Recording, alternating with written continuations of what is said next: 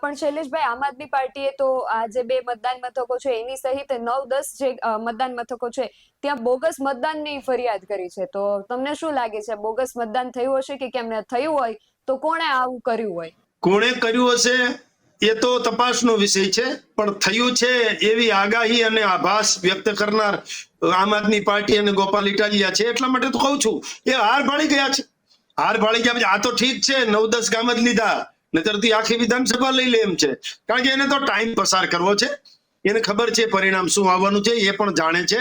પણ આવું કરીએ તો પ્રોપોગેન્ડા ચલાવીએ નેગેટિવ, તો ક્યાંક ને ક્યાંક મીડિયા મેનેજ થાય, સોશિયલ મીડિયામાં આવે ને એવું બધું થાય.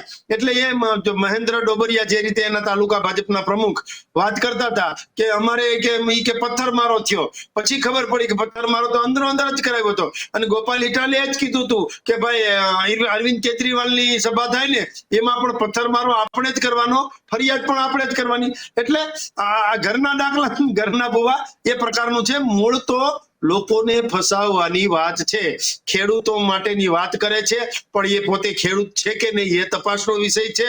7-12 માં નામ છે કે નહીં એ તપાસનો વિષય છે.